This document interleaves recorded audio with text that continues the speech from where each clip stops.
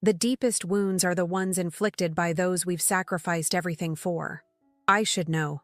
I've spent 58 years of my life giving pieces of myself away, only to watch them get trampled on like they were nothing.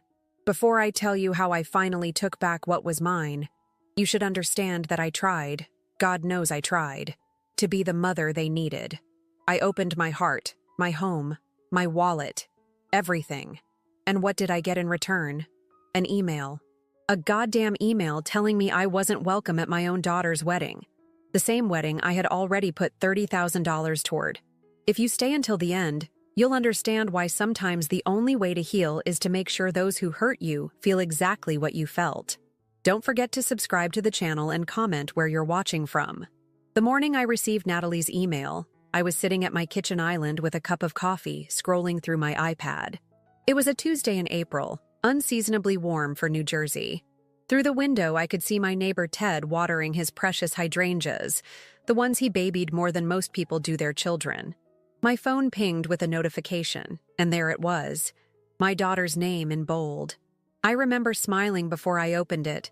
Things had been tense between us lately, arguments about wedding plans, about her fiancé Marcel, who I never trusted, about the money. But wedding planning is stressful for everyone, I told myself. We'd work through it. Mom, the email began. No dear mom, no hi mom, just mom, like a label on a file.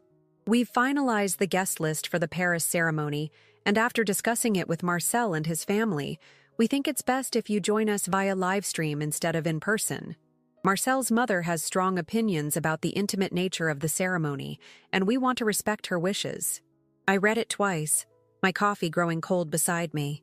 The next paragraph was about technical details, how they'd set up a private link, how I could watch from the comfort of my home, as if watching my only daughter get married through a screen was some kind of luxury. The kicker came at the end. If you want to be a part of it, you can watch through the Google Earth window, LOL. LOL. She wrote LOL after telling me I couldn't attend the wedding I'd helped finance. The wedding I'd been saving for since she was in diapers. My hands didn't shake. My eyes stayed dry. Something hardened inside me in that moment. Something I couldn't name yet, but would come to recognize as my salvation. I typed back, "Sure, enjoy your big day." 4 words. No emotion, no fight, just acceptance. I knew it would drive her crazy. Natalie always needed a reaction from me. Tears, anger, something she could point to and say, "See, this is why we can't have you there." I wasn't giving her that satisfaction. My phone rang almost immediately. I watched her name flash across the screen, then set it face down on the counter. I finished my coffee, rinsed the mug, and drove to work like it was any other day.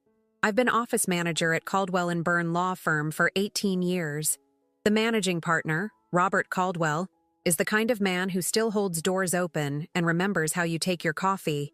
He noticed something was off the minute I walked in. "Sharon, you look like you've seen a ghost." I adjusted the papers in my arms and forced a smile. Just didn't sleep well, that's all. He didn't push, but he brought me a latte from the cafe downstairs an hour later, setting it on my desk with a gentle pat on my shoulder.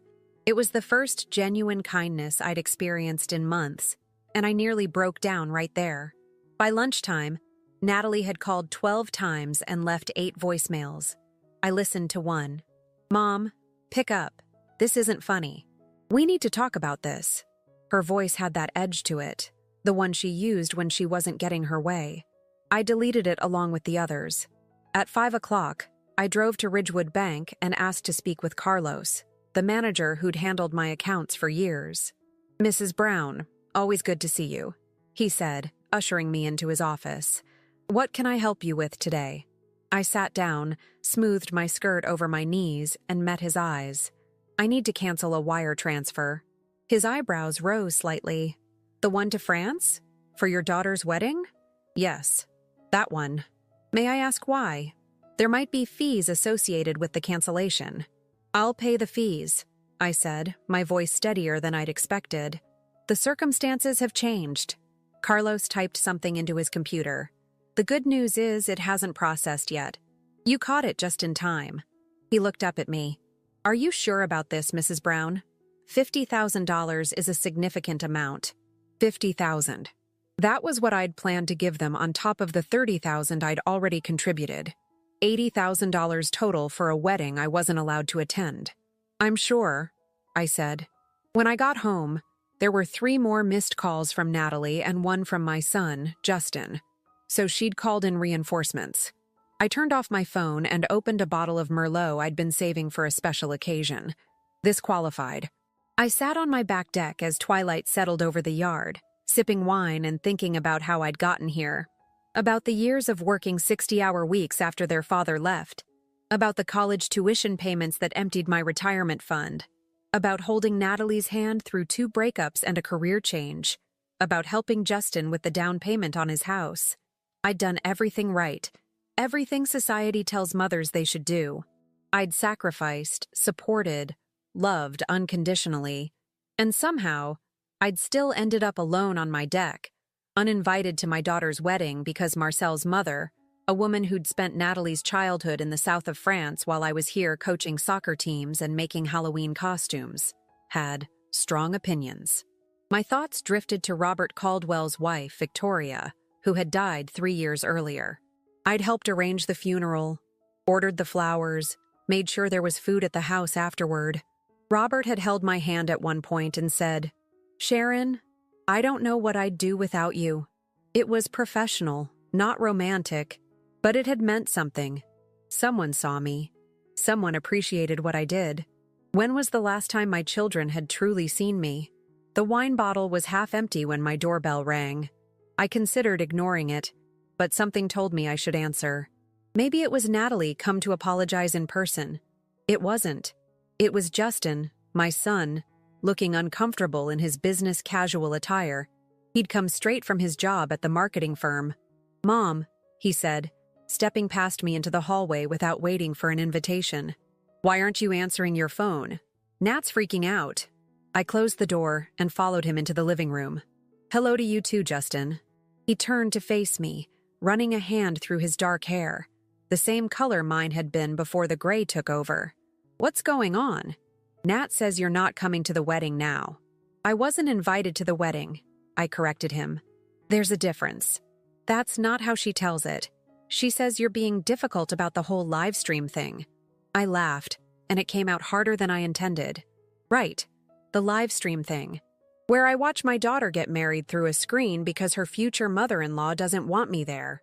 Justin shifted his weight from one foot to the other. "It's complicated, Mom. Marcel's family is very traditional, and they're paying for most of it." I felt my eyebrows shoot up. "Are they? Because I've already put in $30,000, and I was about to wire over $50,000 more when I got the email telling me I'm not welcome." That made him pause. $50,000! Jesus, Mom, that's a lot of money. "Yes, it is. Money I worked hard for. Money I saved instead of taking vacations or buying a new car or dating after your father left." I moved to the bar cart in the corner and poured myself another glass of wine. I didn't offer him one. "But don't worry. I've canceled the transfer." "You what?" His voice rose. "Mom, they're counting on that money. The venue deposit, the catering, the flowers. It's all booked." I took a slow sip of my wine. "Not my problem anymore." "Of course it's your problem. She's your daughter." He was almost shouting now. "And I'm her mother," I said quietly. "But apparently that doesn't mean I get to attend her wedding." Justin ran both hands through his hair this time, his tell when he was frustrated. "This is so like you, Mom. Always making everything about yourself." Something snapped inside me. Not loudly, not violently, but definitively, like a thread pulled too tight for too long. "Get out of my house." He blinked. "What?" "You heard me. Get out." "Mom, come on." "No." I set my wine glass down carefully. "I have spent my entire adult life making sure you and your sister had everything you needed. I worked 2 jobs when your father decided he'd rather start a new family than support his existing one. I put you both through college. I co-signed your mortgage. I have never, not once, made anything about myself. But I will not stand here in my own home and be spoken to like this. So leave." He stared at me for a long moment, and I saw something flicker across his face. Surprise, confusion, maybe even a hint of respect. Then he turned and walked out, closing the door behind him with a quiet click that somehow hurt more than if he'd slammed it. I stayed standing in my living room for several minutes, my heart hammering in my chest. This wasn't like me. I was always the peacemaker, the one who smoothed things over, who made sure everyone else was comfortable even at my own expense. But as I picked up my wine glass again, I realized something important. I didn't feel guilty. I felt free. My phone lit up again on the coffee table. Natalie's face smiled at me from the screen. A photo taken on her 30th birthday last year. Before Marcel. Before Paris. Before everything fell apart. I pressed the power button until the screen went black. The next day would bring consequences, explanations, probably more accusations. But for tonight, the silence was mine, and I intended to enjoy it. Morning brought no relief, just 43 missed calls and a string of increasingly frantic text messages. I scrolled through them as I made coffee, noting the progression from anger to bargaining to outright panic. "Mom, we need to talk." 7:05 p.m. "Why aren't you answering? This is childish." 8:32 p.m. "The venue called. They said the payment fell through." 9:17 p.m. "Please call me back. This isn't funny anymore." 10:43 p.m. "Mom, we're going to lose everything if we don't pay by tomorrow. Marcel's parents won't cover it all." 12:01 a.m. The last one, sent at 3:24 a.m. "I don't understand why you're doing this to me." I smiled into my coffee mug. Of course she didn't understand. Natalie had spent her entire life receiving my time, my energy, my money, without ever questioning where it came from or what it cost me. That was about to change. My phone rang again as I was getting dressed for work. This time, it was a French number I didn't recognize. Marcel, probably. I declined the call. At work, I found an email from Natalie waiting in my personal inbox. The subject line read, "Please don't ruin my wedding." I opened it, curious to see how she'd frame her argument. "Mom, I know you're upset about the Livestream situation, but this is extreme. We've lost our venue deposit, and if we don't pay the rest by end-of-day Paris time, in 6 hours, we lose the caterer too. Marcel's parents are furious and saying this proves they were right about you all along. Please don't do this to us. We can talk about you coming to the wedding, but we need that money first." So that was it. They were willing to talk about my attendance now that the money was in jeopardy. Not guarantee it. Not apologize for excluding me in the first place. Just talk about it. As if my presence at my own daughter's wedding was a negotiable item, contingent on my financial contribution. I closed the email without responding and focused on the contract review I'd been putting off. Around noon, Robert Caldwell stopped by my desk. "Lunch?" he offered. That new Italian place opened across the street. I almost declined, my standard response when someone interrupted my carefully planned day, but something stopped me. Maybe it was the events of the past 24 hours, or maybe it was just the genuine warmth in Robert's eyes. Whatever it was, I found myself nodding. "I'd like that," I said, surprising us both. Over pasta, Robert told me about his weekend with his grandchildren. "Exhausting," he admitted, "but wonderful. Everything in my life seems sharper, more meaningful since Victoria died. Like I'm living for both of us now." "That's beautiful," I said, meaning it. He set down his fork. "Sharon, forgive me for saying this, but you seem different today. Lighter, somehow." I considered deflecting, as I usually did when conversations turned personal. Instead, I told him the truth. About Natalie, the wedding, the uninvitation, all of it. "So I canceled the money transfer," I finished. "And now they're scrambling." Robert whistled low. "That's quite a statement. How does it feel?" The question caught me off guard. No one ever asked how I felt. They asked what I thought, what I planned to do, what I could offer. Never how I felt. "It feels—" I searched for the right word. "Necessary." He nodded slowly. "Sometimes we have to set boundaries, even with, especially with, the people we love most." He reached across the table and briefly squeezed my hand. "For what it's worth, I think you're doing the right thing." When I returned to the office, there were 3 more missed calls and a text from Justin. Natalie's hysterical. Please call her back. I put my phone away and immersed myself in work. It wasn't until I was driving home that I allowed myself to think about what would happen next. The catering deadline had passed hours ago. By now, Natalie and Marcel would be frantically calling vendors, making excuses, perhaps begging his parents for more money.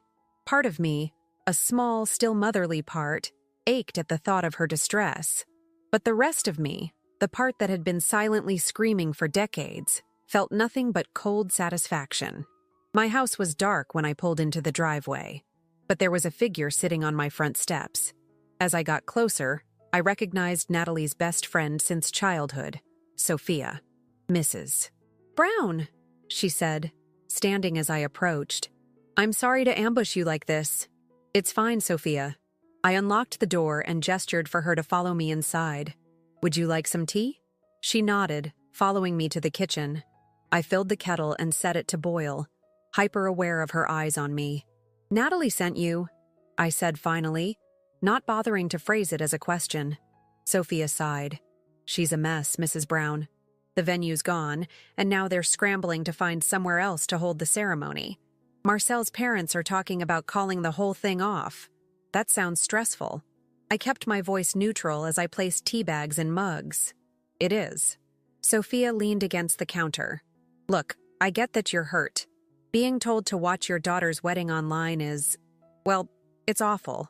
But is this really how you want things to be between you two? Do you want to blow up your relationship forever? The kettle whistled, and I poured hot water into the mugs before answering. What relationship, Sophia? The one where I give and Natalie takes? The one where I'm good enough to pay for the wedding but not good enough to attend it? She made a mistake, Sophia insisted. A big one, I know, but she loves you. I handed her a mug. Does she? Because from where I'm standing, it looks like she loves what I can do for her. That's not the same thing. Sophia cradled the mug in her hands, looking younger suddenly, more like the girl who used to sleep over in our basement, giggling with Natalie until all hours. What can I tell her? Is there anything that would change your mind? I considered the question seriously. Was there anything Natalie could say or do that would make me release the funds, that would heal this breach? No, I said finally. There isn't. Sophia's face fell. Not even an apology? Words are easy, Sophia, especially when there's money on the line. I took a sip of my tea. Natalie made her choice. Now she has to live with it, just like I've lived with all of mine. After Sophia left, I sat in my silent kitchen for a long time, thinking about choices and consequences, about how we teach people how to treat us, one interaction at a time. My phone vibrated with yet another call from Natalie. This time, I answered. Mom! Her voice was raw, desperate. Finally, please, you have to help us. Everything's falling apart. The venue's gone, the caterer's gone, and Marcel's parents are threatening to pull out completely. Hello, Natalie, I said calmly. Did you hear what I said? We're losing everything. All because you're being petty about the Livestream thing. I let her words hang in the air for a moment. I heard you. So you'll help? You'll send the money? The hope in her voice was palpable. No, I said. I won't. Her breath caught. What? I said no, Natalie. The money is staying where it is. But why? Is this about being there in person? Fine, you can come. We'll figure it out with Marcel's family somehow. Just please send the money. I closed my eyes. There it was. The concession I might have accepted 24 hours ago.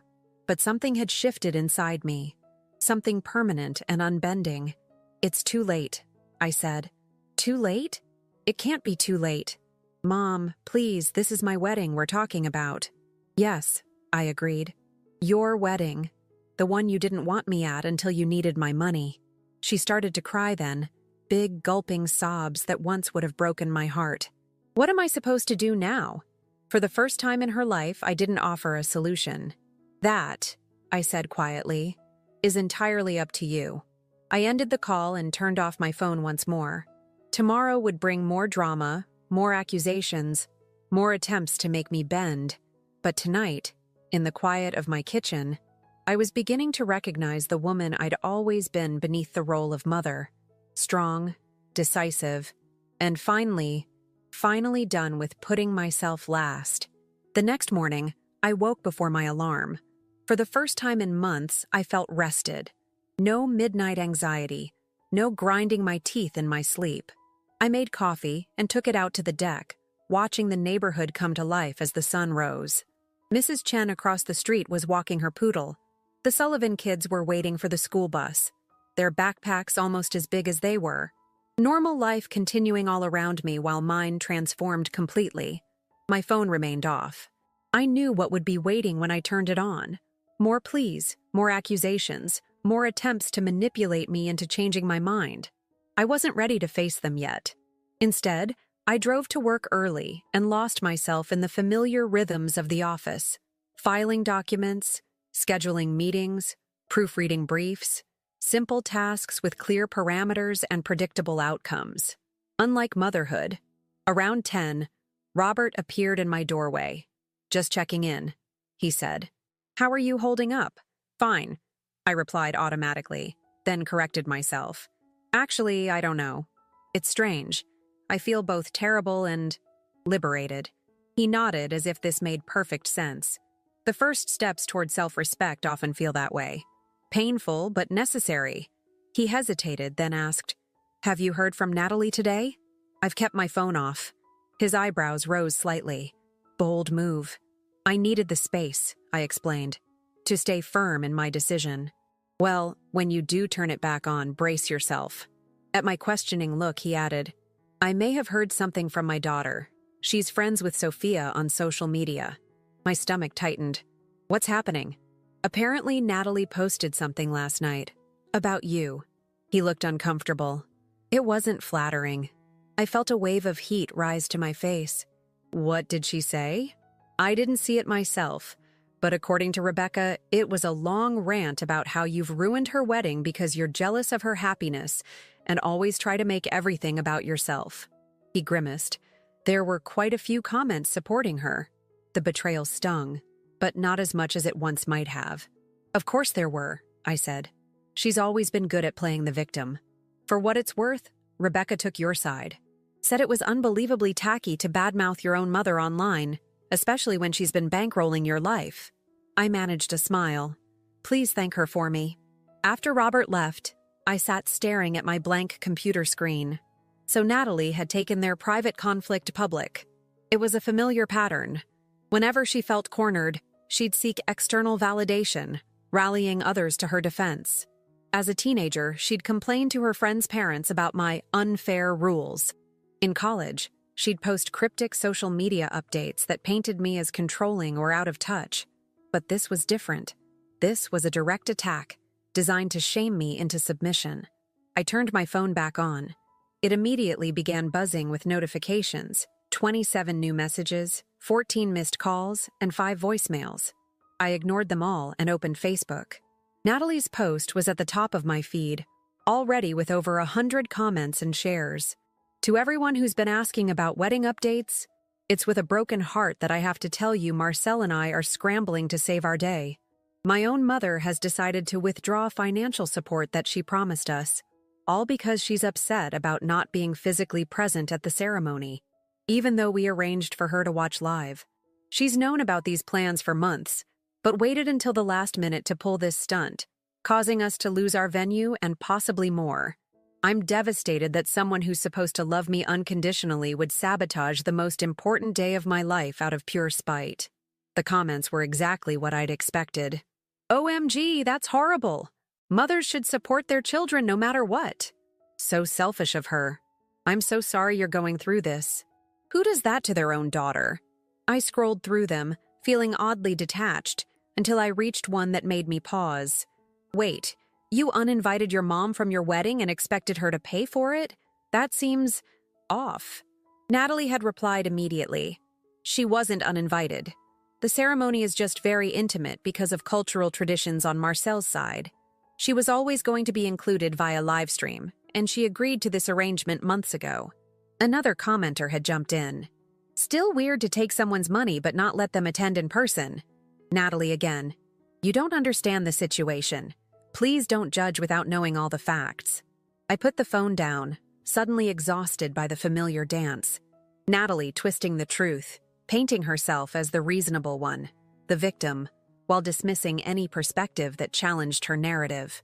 I'd spent years accepting her version of reality, doubting my own feelings and perceptions when they conflicted with hers. No more. I picked up the phone and called Justin. He answered on the first ring. "Mom, finally. Have you seen what Natalie posted? It's getting out of hand." "I've seen it," I said. "That's why I'm calling. I want you to tell me the truth about something." "What?" He sounded wary. "Did you know that I wasn't going to be allowed at the wedding? Before I got that email?" There was a pause, just long enough to confirm what I already suspected. "Justin," I prompted. He sighed. "Yes, I knew. Natalie told me a few weeks ago when we had lunch. And you didn't think to mention it to me? She said she was working up to telling you, that she was trying to find the right way to explain." I laughed, but there was no humor in it. "The right way to explain that I wasn't welcome at my daughter's wedding, but my money was?" "Mom, it's complicated. Marcel's mother is very traditional, and she wanted only immediate family." "I am immediate family," I cut in. "You know what I mean. Blood relatives, plus Marcel's godparents who are like family to them. And you? Were you invited to be there in person?" Another telling silence. "You were, weren't you?" I pressed. "Mom, answer the question, Justin." "Yes," he admitted finally. "I was invited, but it's different for me. Marcel and I get along really well, and his mom likes me." "Stop." My voice was ice. "Just stop. I understand perfectly now." And I did. The picture was crystal clear. I was good enough to pay for the wedding, but not good enough to attend it. My son knew and said nothing. My daughter lied publicly to save face. "Mom, please don't do this. Natalie's a mess. The wedding's falling apart.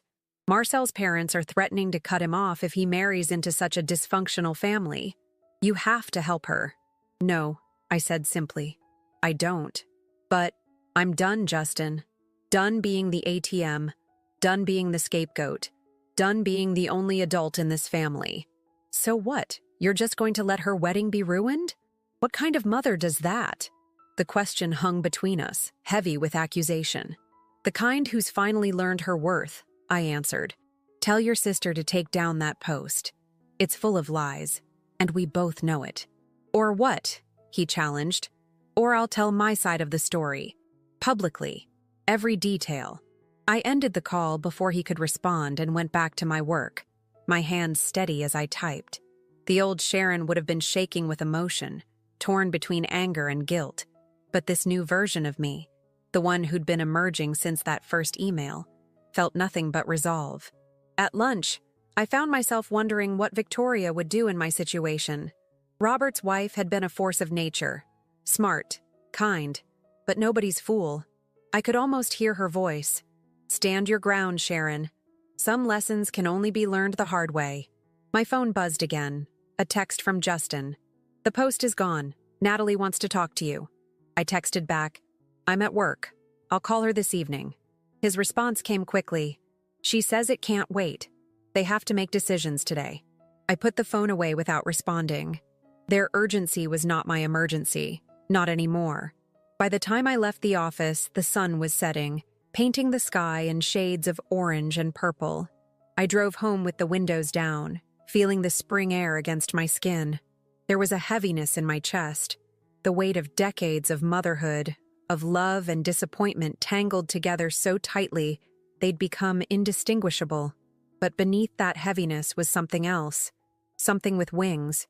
I was halfway through making dinner when the doorbell rang. Not a quick press, but a long, insistent buzz that told me whoever was outside wasn't planning to leave easily. I wiped my hands on a dish towel and went to the door. Through the peephole, I saw Marcel, my almost son-in-law, standing on my porch with the rigid posture of someone bracing for confrontation.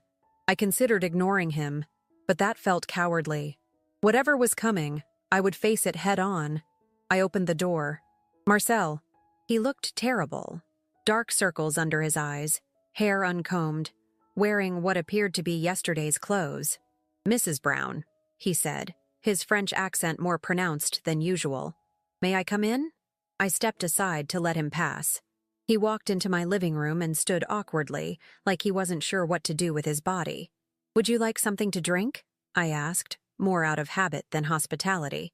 He shook his head. "No, thank you. I won't stay long.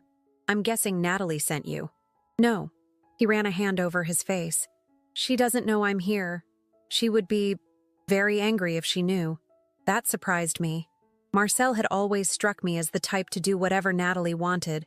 It was one of the reasons I'd never quite trusted him. "Then why are you here?" He took a deep breath. "To apologize, and to explain." I gestured to the sofa, and we both sat, leaving plenty of space between us. "The email," he began.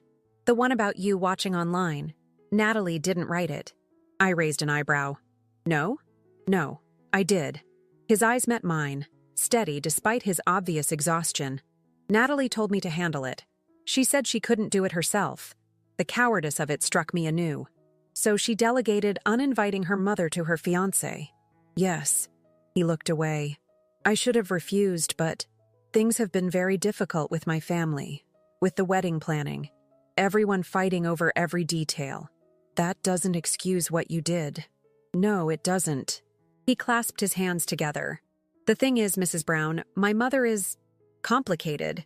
She has always been very controlling, very protective of our family traditions.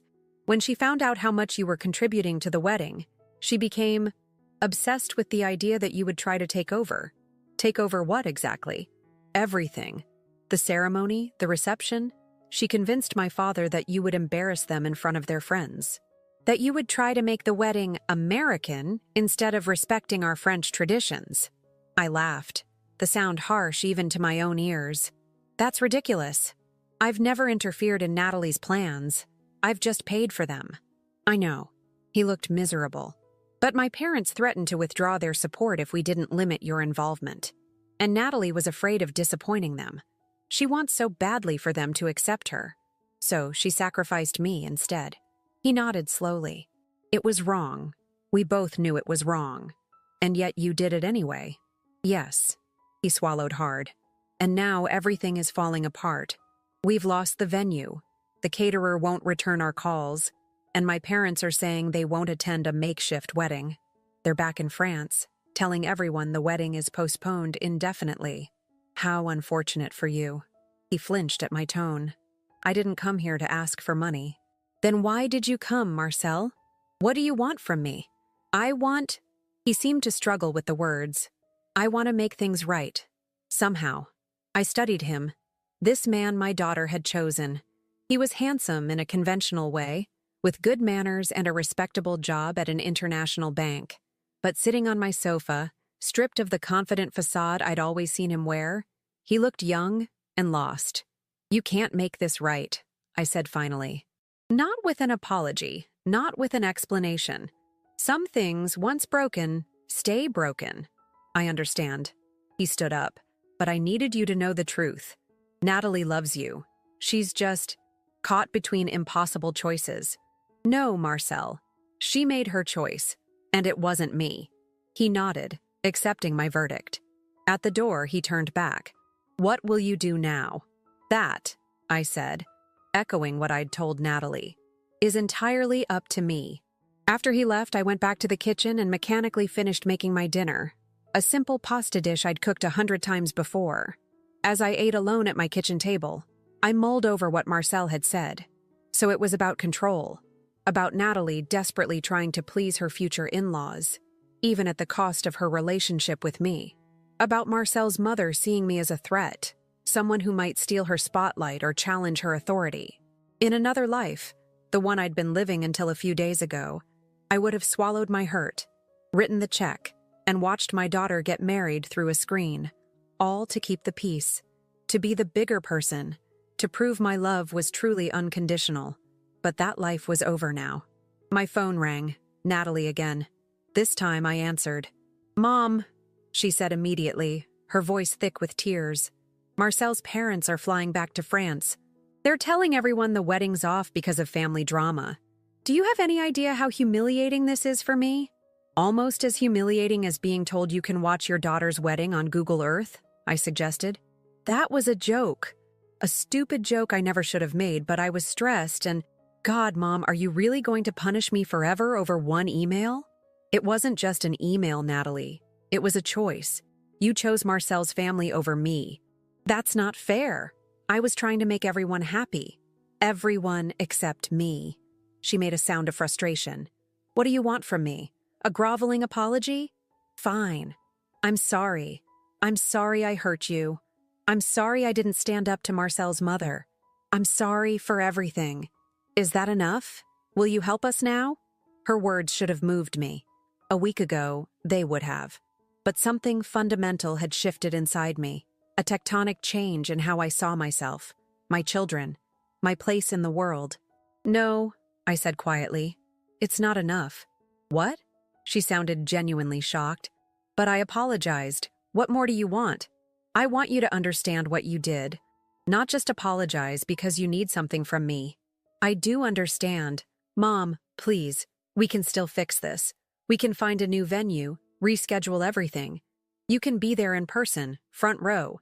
Just please help us. I closed my eyes, suddenly bone-tired. Goodbye, Natalie. Wait! Don't hang up. Mom, I'm begging you. I ended the call. My phone immediately rang again. This time, it was Justin. Have you completely lost your mind? He demanded without preamble. Natalie's hysterical. The wedding's canceled. Marcel's parents are telling everyone our family is insane. Hello to you too, Justin. This isn't funny, Mom. This is serious. Natalie's whole future is at stake here. Is it? Or is it just an expensive party that's at stake? He made a sound of disbelief. It's her wedding, the most important day of her life. And you're ruining it because your feelings got hurt. My feelings didn't get hurt, Justin. I was deliberately excluded from a significant family event that I was expected to help fund. There's a difference. So what? This is about the principle of the thing? You're willing to destroy your relationship with your daughter over a principle? I considered his question seriously. Yes, I said finally. I am. Because if I don't stand up for myself now, when will I? How many more times will I let myself be used and discarded when it's convenient? How many more times will I put everyone else's needs before my own? There was silence on the other end of the line. When Justin spoke again, his voice was different, more measured, almost wary. I've never heard you talk like this before. No, I agreed. You haven't. Because I've spent most of my life being the person everyone expected me to be. The endlessly supportive mother. The reliable ex-wife who never caused problems. The office manager who worked late without complaint. But I'm done with that now. So what happens next? He asked. You just cut us off?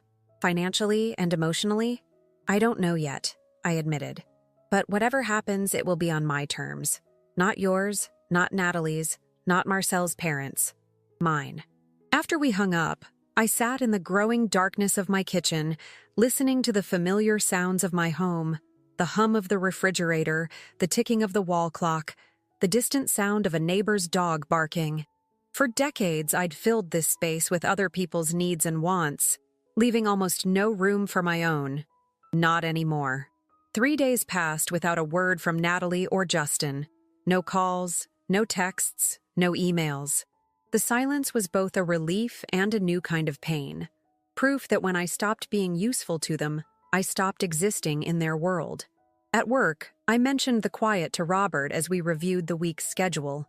They're regrouping, he said, his eyes wise behind his reading glasses. Planning their next move. My ex-wife used to do the same thing whenever I stood up to her. What move did she usually make? The nuclear option. He smiled ruefully, bringing in reinforcements. Family members, old friends, anyone who might be able to change my mind. As if on cue, my phone rang. The screen showed a name I hadn't seen in years. Claire Brown, my former mother-in-law. I stared at it, momentarily stunned, then declined the call. Speak of the devil, I murmured to Robert. He raised an eyebrow. Reinforcements? My ex-husband's mother. We haven't spoken since Justin's college graduation 8 years ago. That's quite the deep bench they're pulling from. I nodded, trying to ignore the knot forming in my stomach. If they'd reached out to Claire, they were desperate indeed.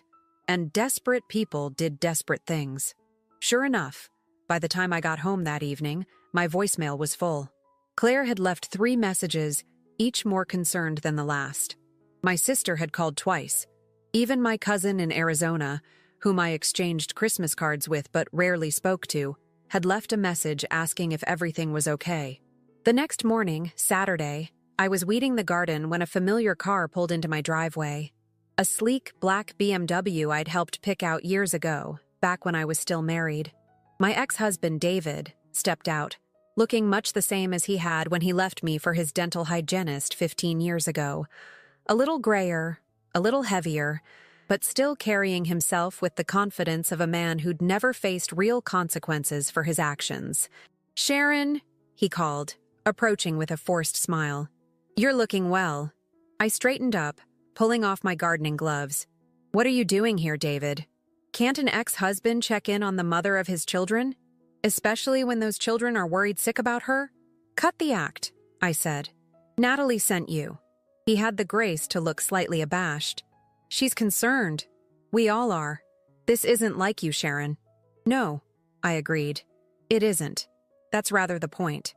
He frowned, clearly thrown off script. "May I come in? It's a bit warm out here." I considered refusing, then decided against it. Better to get this over with. In the kitchen, I poured us both iced tea, a habit from our married days that my hands remembered even if my heart didn't. He took a sip and grimaced slightly. "Still not sweet enough for you?" I asked, remembering his southern preference for tea that was practically syrup. "It's fine," he said. "Listen, Sharon. Natalie tells me you've put her in quite a bind. Something about withdrawing funds for the wedding?" "She told you that much," I said. "Did she also tell you why?" He shifted uncomfortably. "She mentioned something about you being upset over watching the ceremony remotely. But surely that's not worth destroying your relationship with our daughter." "I'm not destroying anything, David. I'm simply refusing to pay for a wedding I'm not welcome to attend." "Not welcome? Natalie said you were always going to be included, just differently." I laughed. "Is that what she told you? That I was included differently? What a creative way to spin being explicitly uninvited." David looked genuinely confused. "Wait, back up. You're saying Natalie told you not to come to the wedding at all?" "She had her fiancé tell me, actually, by email, that I could watch through the Google Earth window if I wanted to be part of it." His mouth opened, then closed. For once in his life, David Brown appeared to be at a loss for words. "I see," he said finally. "That's not what she told me." "I'm shocked," I said dryly. He stared into his tea. "Still, Sharon, it's her wedding. Couldn't you just let it go? For her sake? Let it go," I repeated. "Like I let it go when you left me for Jessica. Like I let it go when you moved to Florida and saw the kids twice a year. Like I let it go when you forgot child support payments 3 months in a row." He had the decency to flush. "That was different." "Yes," I agreed. "It was. Because back then, I had no choice. I had 2 children to raise and a mortgage to pay. But now, I have choices, David, and I choose not to be treated like an ATM with no feelings." "So this is about money?" "No," I said, my voice steady. "It's about respect. About finally demanding what I deserve instead of accepting whatever scraps of consideration people feel like throwing my way." He studied me for a long moment. "You've changed." "Yes," I said simply. "I have." After David left, I finished my gardening, planted new marigolds along the walkway, and cleaned out the garage, a project I'd been putting off for months. Physical work helped clear my mind, gave me something concrete to focus on while my thoughts settled. Around sunset, my doorbell rang again. This time, it was Natalie herself, looking as exhausted as Marcel had, but with an edge of anger to her posture that I recognized from childhood tantrums. "You turned Dad against me," she accused as soon as I opened the door. "He called and read me the riot act about how I treated you." I stepped back to let her in. I simply told him the truth. "Your version of it." "The email version," I corrected. "The one where you told me I could watch your wedding through Google Earth. It was a joke, a stupid joke, and you've ruined everything over it." I regarded her calmly. "Is that really what you think happened? That I ruined everything over one thoughtless comment? What else am I supposed to think?" Everything was fine until you freaked out and pulled the money. Everything was not fine, Natalie. You lied to me for months. You let me believe I was welcome at your wedding while plotting with Marcel and his mother to exclude me. You took my money I worked hard for, while treating me like an embarrassing obligation. That's not true. But her eyes slid away from mine, betraying her. It is true, I said quietly, and we both know it. She crumpled onto my sofa, suddenly looking very young, like the little girl who used to come to me with skinned knees and broken toys, expecting me to fix everything. So what now? The wedding's off. Marcel's parents aren't speaking to him. Justin's furious with me for mishandling everything. And now Dad's disappointed too. I sat across from her, maintaining my distance both physically and emotionally. Those all sound like consequences of your actions. So that's it? You're just going to let me suffer? What happened to unconditional love? I do love you unconditionally, Natalie. But love doesn't mean allowing myself to be used and discarded. It doesn't mean financing my own rejection. I never rejected you. You excluded me from one of the most important moments of your life while expecting me to help pay for it. If that's not rejection, I don't know what is. She wiped at her eyes. I made a mistake. A terrible mistake. I see that now. But you're my mother. You're supposed to forgive me. Perhaps, I conceded. But forgiveness doesn't mean pretending it never happened. It doesn't mean going back to how things were. Then what does it mean? She asked, her voice small. It means, I said carefully, that we have a chance to build something new, something honest, something that doesn't involve me sacrificing my self-respect for your convenience. She stared at me, clearly unsure how to respond to this version of her mother, this woman who set boundaries and held firm to them. The silence stretched between us, filled with the weight of years of unspoken expectations and disappointments. I don't know if I can do that, she said finally. Then that's your choice to make, I replied, just as I've made mine. After she left, I sat for a long time in my quiet house, feeling the tremors of the earthquake I'd set in motion. I'd upended not just a wedding, but an entire family dynamic, one that had been in place for decades. I'd chosen myself over peace, over appearances, over the role I'd been playing for so long I'd almost forgotten it was a role. The next morning, I called the travel agency and booked a trip to Italy, a dream I'd deferred for 20 years. Then I called Robert and asked if he'd like to have dinner with me the following weekend, not as colleagues, but as something more. Justin called while I was making dinner. Mom, he said, his voice both wary and curious. Natalie told me what happened, what you said. And I think I finally get it. Why this matters so much to you. Do you? Yes. He sounded thoughtful. I've been thinking about how many times you've put us first. Every time, actually. And how we've just expected it. I let his words settle between us, unwilling to rush in and make this easier for him. I'm sorry, he said finally, for not seeing it sooner, for taking you for granted. It wasn't everything, but it was something. A crack in the foundation of entitlement my children had built their relationships to me upon. A beginning. Thank you, I said softly. So, what happens now? He asked. I looked around my kitchen, my space, my life, finally my own in a way it had never been before. Now, I said, we all learn to live with our choices and their consequences.